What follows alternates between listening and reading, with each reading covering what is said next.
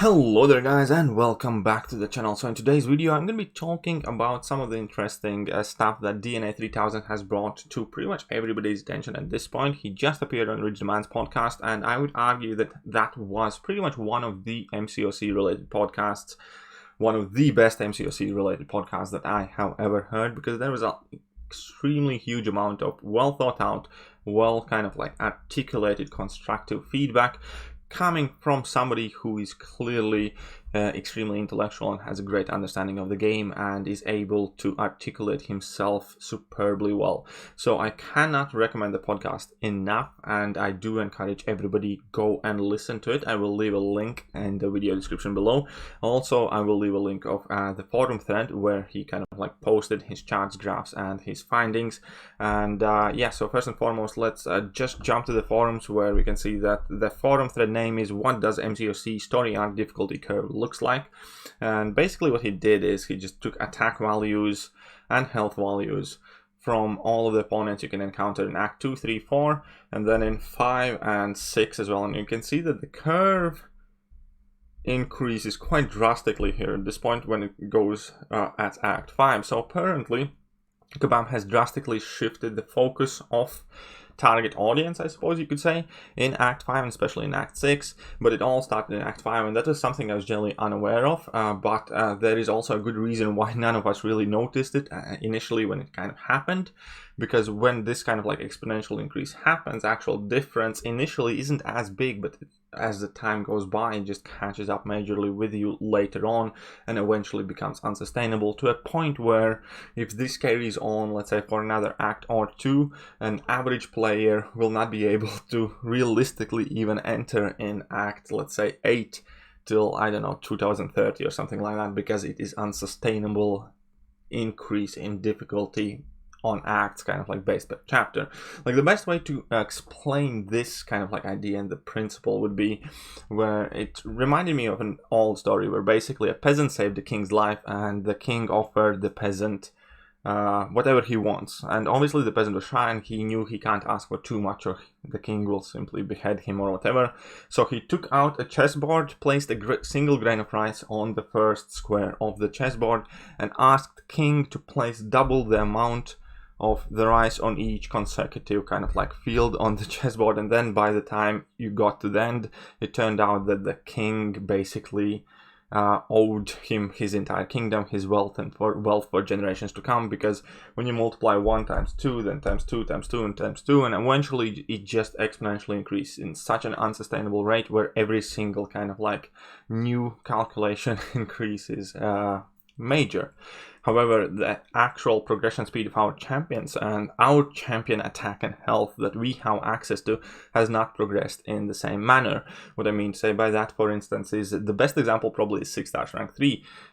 6 stars rank 3 has about 15 to 20% attack and health increase from their own respective versions at rank 2. Now that is significantly lower what it used to be, for instance, for 5 stars rank 4 to 5, where we can see about 40% increase.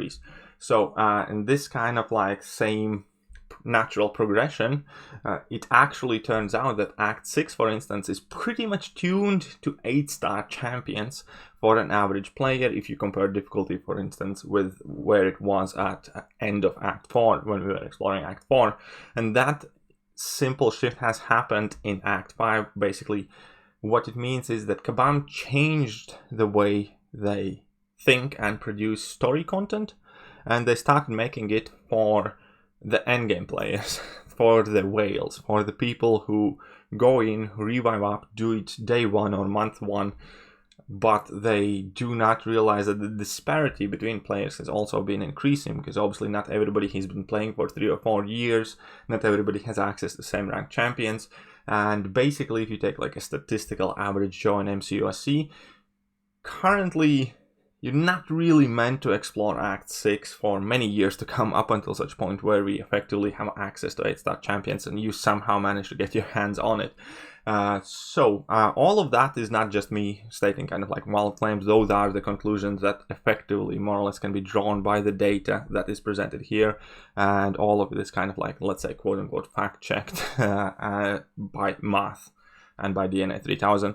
So there is definitely a lot of interesting things to discuss, and I, for instance, was extremely surprised that this had begun in Act 5, because I still regard Act 5 as extremely enjoyable content, and initially, because it had just begun, I didn't even notice the shift how attack and health pools of opponents had started to scale.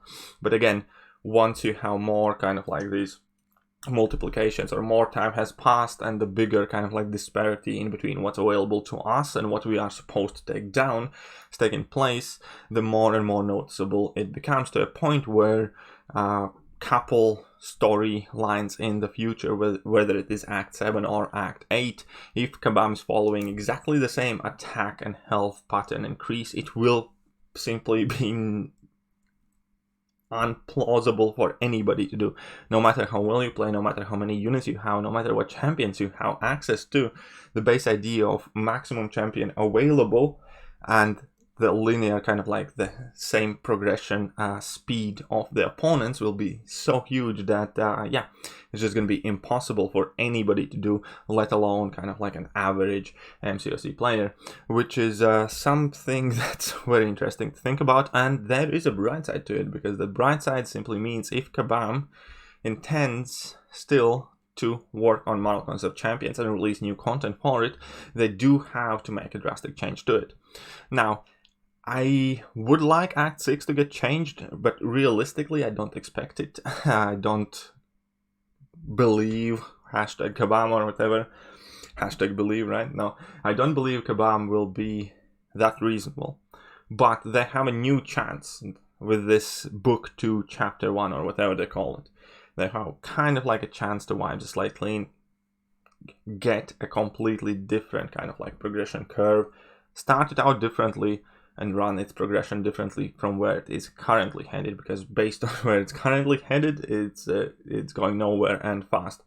And also I wanted to definitely bring attention to, here is the timestamps of Rich Demands podcast. It lasts about an hour and 15 minutes. It's well worth it. If you are really in a rush, you can skip for 13 minutes, because it's kind of like getting to know in background, and all of the kind of like juicy stuff comes from 13-minute mark and onwards, basically, where DNA 3000 is breaking down all of the data, giving his own personal feedback, personal experience in the game, plus articulates a lot of other things that could be improved in the game, mainly notably kind of like one thing that I definitely remember and definitely kept in mind is communication with Kabam. And he actually has a very simple, brilliant solution how Kabam could bring in players and make them feel much more appreciated, and that is simply by asking questions. Because currently in the forums we have the statements, but we don't have any dialogue with Kabam. So when we give them feedback, we have no clue whether it's taken in consideration or not. When we have more complaints, we have no clue whether something actually is going to be actioned upon it. But a simple way how to change the player's perspective of Kabam, as well as make us feel more kind of like involved, is by simply coming to us and asking the questions in the first place, rather than just waiting for all of this negative feedback to come out. How much different reception would have been if Kabam would have come out saying, hey, what do you guys think about an Nihilist? Should we balance him out or not? And if we do, what do you think we could improve on him? Or, hey, what do you guys think about Human Torch or Namor? Is he balanced? And so on and so forth. They don't always even have to take our answers to heart, and especially if they're divided, they can just pick and choose whichever answers they want to give, but that immediately gives such a pleasant sense of interaction with a gaming company that actually cares for its players and goes out of their way to actually ask the questions that are bothering us before people need to make why I quit my alliance videos, and that needs to be like a 50,000 view thread on the Kabam forums with everything that's going wrong with Kabam, right? And there are a lot of kind of like things like that I could probably never articulate as well as DNA 3000 has. And also he has a lot more calm and collective approach to this entire problem, versus I might just explode and drop a couple of F words on my video and say everything that I think about Kabam. Although I do have some relatively constructive videos. That's a little pat on the back for myself. But it's definitely well worth to watch the DNA 3000's video and the whole podcast and read his forum thread, and it definitely will kind of open the eyes, maybe change your perspective a bit on what has been happening in the game and what could happen and what it would take for it to change. And at the very last, it should give you ideas for yourself to branch out, and it should kind of like let you understand the current situation even a bit better, because I have seen dozens of comments that just have hundreds of hateful things towards Kabam with absolutely no constructive feedback or whatever. And I have seen a lot of people focus on very minor details about it, when it all can be encompassed in like larger idea of how Kabam operates, I guess you could say.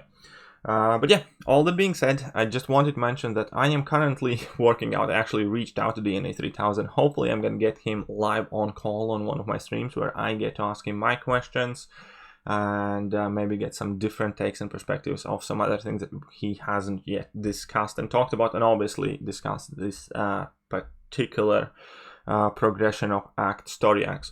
But yeah, I personally did definitely find it interesting that the story quest difficulty curve started going well wrong within Act 5. And probably the kind of most shocking headline is that Act 6 is realistically tuned for like 7 or 8 stars or whatever. That's quite crazy, and that's quite fucked up. But judge for yourself. Again, I'm going to leave all the links in the video description below. Hopefully you guys enjoyed the podcast. Hopefully you guys have enjoyed today's video, and if you did, then hit that like button, obviously.